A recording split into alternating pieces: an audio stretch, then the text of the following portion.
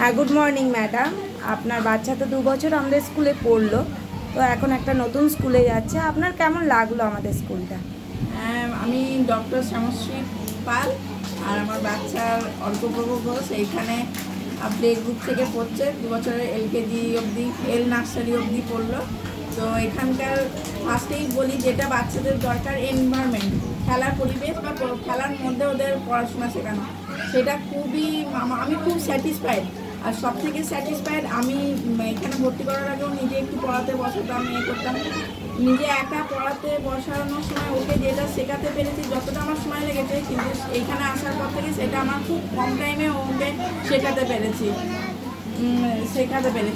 তারপরে দ্বিতীয়, তো পড়াশোনার এনভায়রনমেন্টে ধরে শেখানো, বা এখানকার ম্যাডামরা মিসরা ক্লাস ওয়ার্ক পুরো লিখে দেয় এদের, যেটা কেন বাচ্চারা তো নিজেরাতে ক্লাস ওয়ার্ক লিখতে পারবে না, সেটা দেখে বা হোয়াটসঅ্যাপ গ্রুপে পাঠিয়ে দেয়, পড়ানো খুব সুবিধা। আর খেলার পরিবেশ, আর এধারে বলি কেয়ারিংয়ের ধারে কোনো অসুস্থতা থাকলেও আমি নিশ্চিন্তে দিতে পারি। যদি কিছু এমার্জেন্সি বা কিছু অসুবিধা হয়, আমাকে সেটা ফোন করে দেওয়া হয়। জানানো হবে। সেটা আমি সত্যিই খুব গ্রেটফুল, আমি থ্যাঙ্কফুল। মানে এই এনভায়রনমেন্ট ওকে, এই যেটুকুনি বাড়ির পরিবেশে শুধু হয় না, একটা স্কুলের এনভায়রনমেন্ট, স্কুলের থেকেও তো সবটা শিখে যায়। কেন ওরা ম্যানার্স, 5 জনের সাথে মেশা, এটা ফার্স্ট হচ্ছে প্লে স্কুলে। সেটা কখনোই একা সম্ভব নয়।